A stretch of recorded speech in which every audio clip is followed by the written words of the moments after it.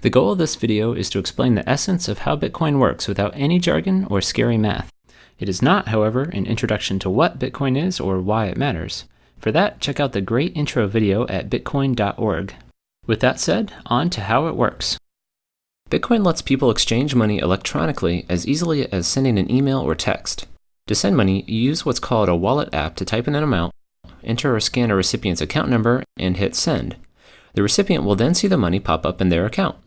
So how does this work? At a basic level, Bitcoin is just a ledger with account numbers and balances. When Bob sends Carol 5 Bitcoins, his balance goes down by 5 and Carol's up by 5.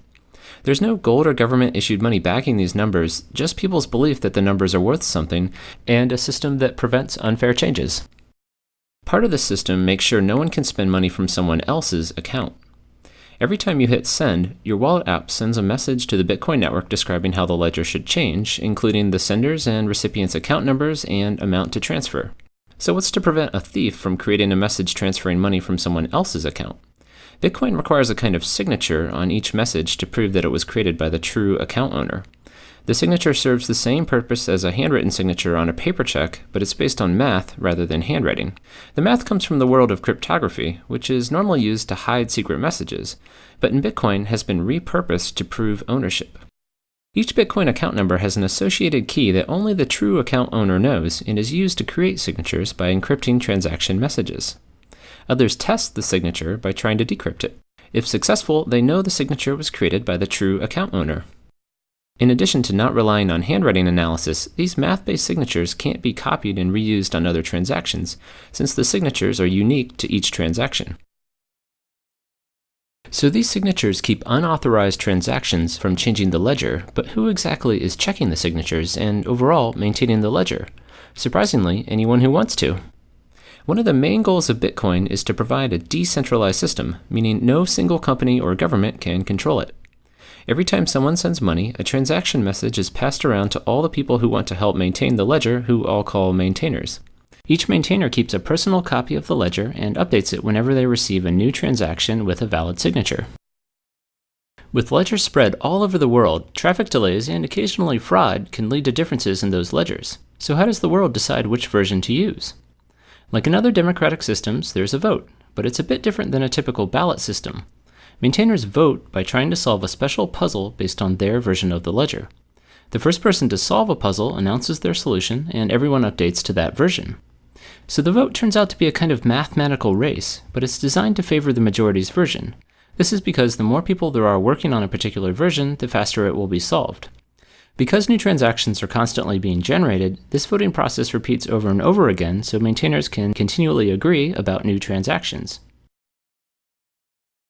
So why math problems instead of, say, emailing in votes to decide on a ledger? Without a central authority to register voters, it would be hard to enforce one vote per person.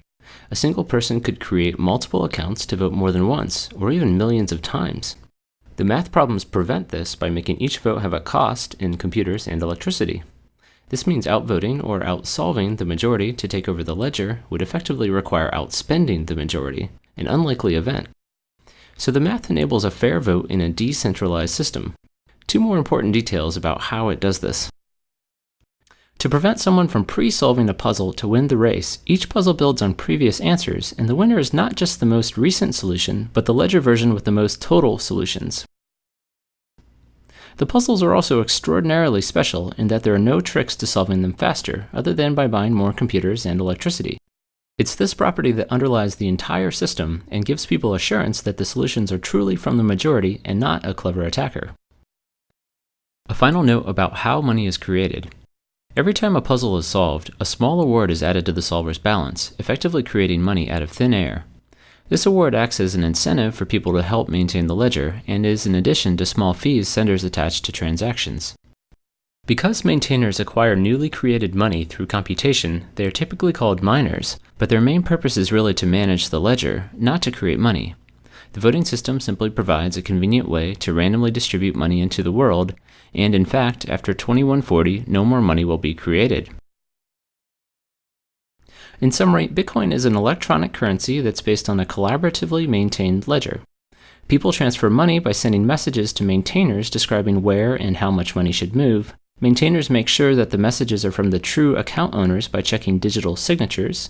And finally, the maintainers reach consensus with each other through a math-based voting process. I hope this gives you a quick sense for how Bitcoin works. If you'd like to dive deeper into the rabbit hole, check out my 22-minute video, How Bitcoin Works Under the Hood. Also, feel free to subscribe for more concise tech explanations.